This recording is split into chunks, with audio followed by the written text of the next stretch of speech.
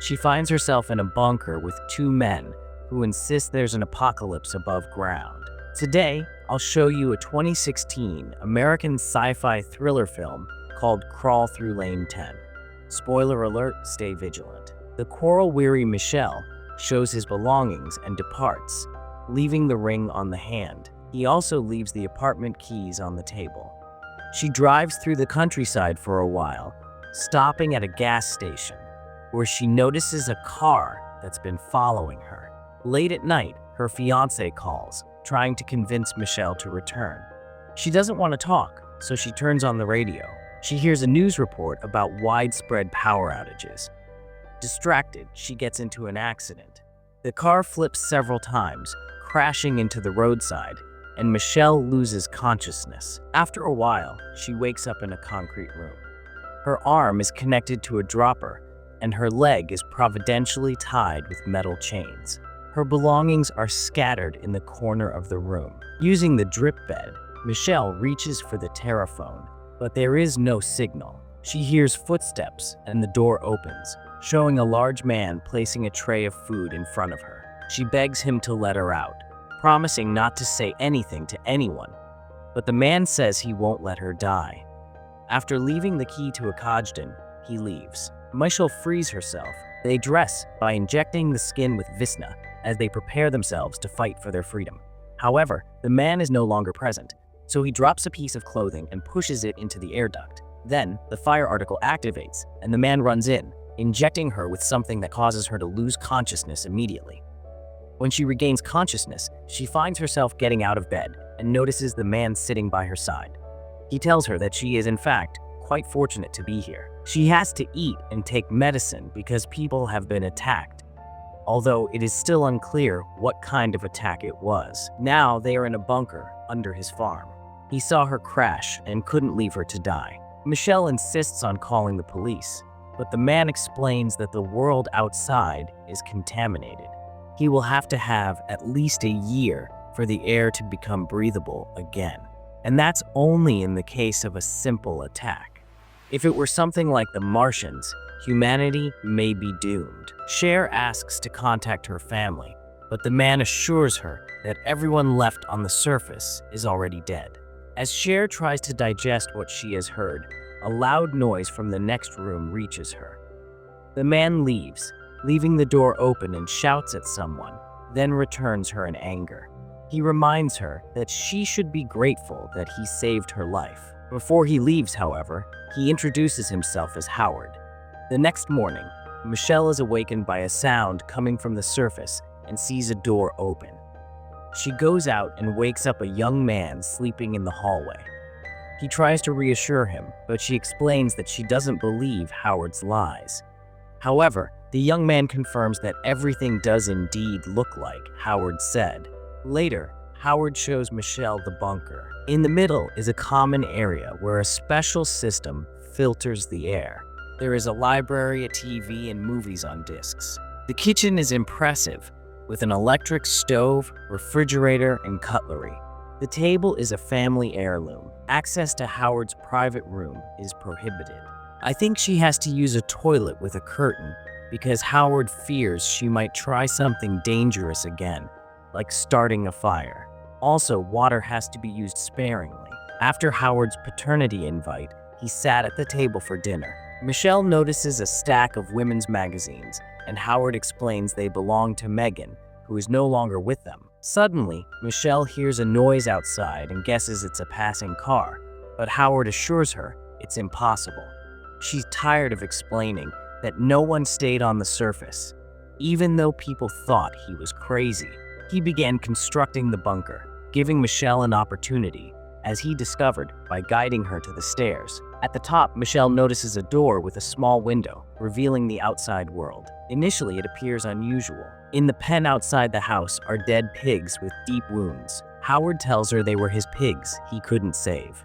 Michel then realizes his car was the one that followed her, leading to the accident. Howard mentions that the door is constantly locked, and he demonstrates this by showing her the key. Sometime later, Michel and Emmett have a conversation about their current situation. Emmett shares that Howard had a background in the Navy, serving there for a while. After his service, Howard purchased a farm and brought Emmett on board to assist with the various tasks and responsibilities.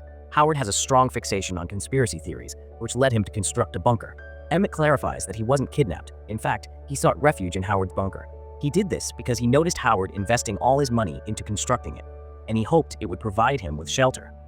Michelle reminds Emmett that Howard caused the accident, and they are tying up here, so everything he says about the attack is a lie. But Emmett insists he's wrong.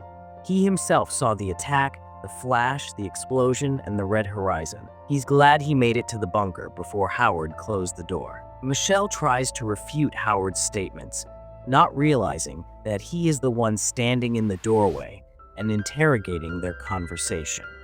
Howard invites them to dinner, noting that the two seem to get along well. During dinner, Emmett talks about his unfulfilled dreams and then notices a game of Monopoly. Suggesting that they spend time playing it, Howard becomes irritated over the conversation, and Michelle flirts with Emmett, which provokes an outburst of anger from Howard. He yells at her, demanding respect because he saved her life. When Howard admonishes them, Michelle manages to steal the keys from his belt. Howard notices her odd behavior and realizes the keys are missing. Before he can react, a noise from above distracts him. Michelle seizes the moment, hitting him over the head with a bottle, and dashes toward the bunker exit. Emmett shouts at her to halt, but Michelle reaches the door and slips into the pressure room. Just before Howard catches up, Michelle sees a car approaching the farm. He shouts, trying to get the driver's attention, but a woman suffering from a serious skin infection runs to the window, begging to be let into the bunker. Howard forbids Michelle to help the woman, saying it is too late to save her.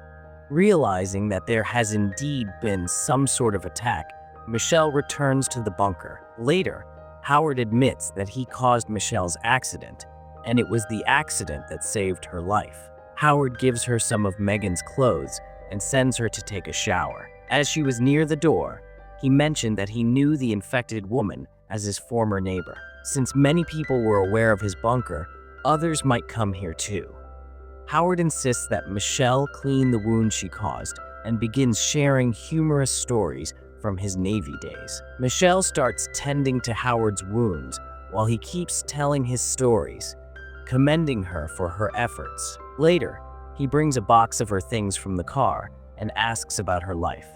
Michelle shares she once dreamed of being a fashion designer. Howard, meanwhile, talks about how his daughter, Megan, wanted to be an artist. He shows Michelle a photo of young Megan. He laments that after the separation, Megan's mom turned her against him and took her to Chicago. Howard expresses frustration that people disregard their safety, though he tried to protect them. Later, Emmett comforts Michelle, telling her that she couldn't save the woman outside. Even if they let her in, she would have died anyway. I mentioned my former life. Emmett, who received a scholarship to the Polytechnic, admits that he was scared and never went for it. Michelle, in turn, reveals that her father used to beat her, which made her afraid of confrontation all her life. Emmett reminds her that they are lucky after all. They survive. Over the next few days, a little of them begin to coexist fairly peacefully. They play games, prepare meals together, and make small attempts to adjust to their new lives. One day, there is a loud noise in the skins. Howard suggests that perhaps it is the military. The flashes they saw earlier were only the first phase. Now the second phase has begun, the clearing of territories, probably by foreign forces. Suddenly, the air filtration system fails. Howard asks Michelle to spy through the ventilation to run the system. Since she is the only person small enough, she agrees and starts crawling through the ventilation ducts. He finally reaches the filtration unit and manages to get it running, but while there, he notices something disturbing. A message drilled in glass that sounds "help," and a bloody earring lying under a ladder. The earring is identical to the one Megan wore in the photo Howard showed her. Shocked, Michelle informs Emmett of her finding, suspecting Howard might have harmed Megan. Upon closer look, Emmett identifies the girl in the photo, not as Megan, but as Brittany, his sister's friend who vanished last summer. Another photo emerges from the book, showing Howard and Brittany in the same clothes as Michelle, standing together in the bunker. Realizing the danger Michelle and Emmett are in, I decide to plan an escape. I quietly start gathering materials. I think out a makeshift protective suit made from a shower curtain, while Emmett constructs a homemade gas mask. Their plan is to take the tribute's weapon, tie him up, and then one of them will go for help. One evening during a game of puns, I almost get betrayed when Howard begins to suspect that something is wrong after all. A few days later, Howard calls them to a room and reveals a barrel of hydrochloric acid, which he claims is for waste disposal. He accuses them of conspiring against him, showing the tools they hid to escape. Furious, Howard dissolves the tools in the acid as Michelle and Emmett watch in terror.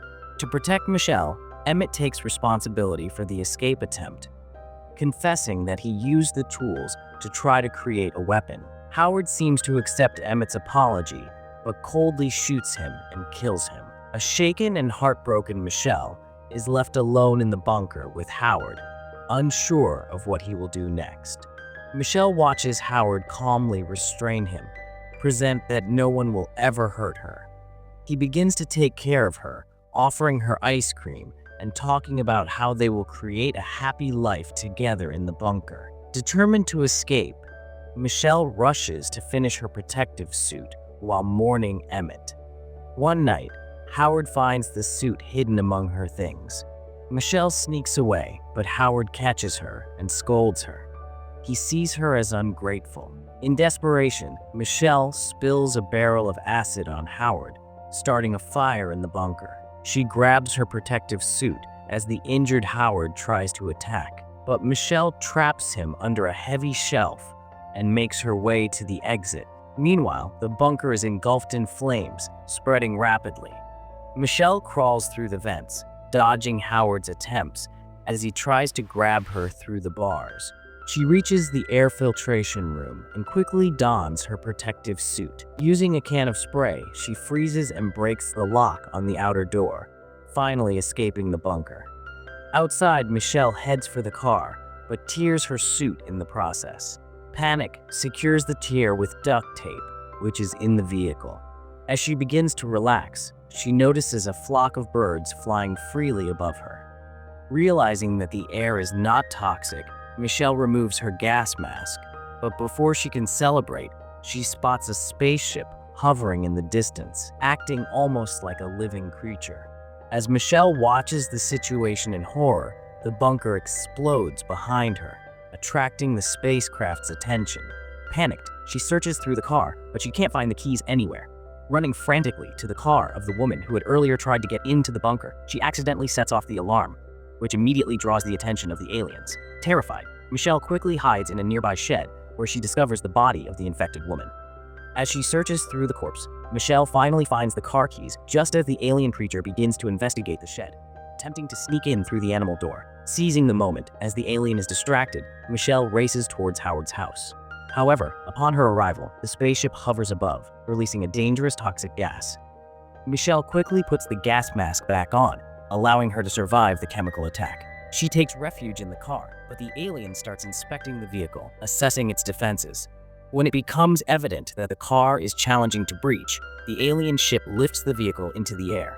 Inside the car, Michelle finds a calcium liquid bottle and a lighter. He quickly makes a hammer cocktail and throws it into an opening like the spaceship's mouth. The explosion destroys the alien, and the car crashes. I believe she survives, exits the wreck, and drives off in the other woman's car. While driving, she sets the council and reports humanity's victories over the alien invaders. There are instructions for survivors to evacuate, and a call for those with medical training or combat experience to head to Houston. As Michelle stops to listen to the full message, she notices a sign pointing in the direction of Houston. She heads in that direction, determined to help. As flashes of lightning illuminate the sky, she spots an even larger spaceship hovering in the sky. The film might not be a masterpiece, yet its skillful execution is clear. The script slowly captivates you, raising unsettling questions about trust. Subscribe to see more films like this. Enable notifications and give a thumbs up to support the channel. Thanks for watching.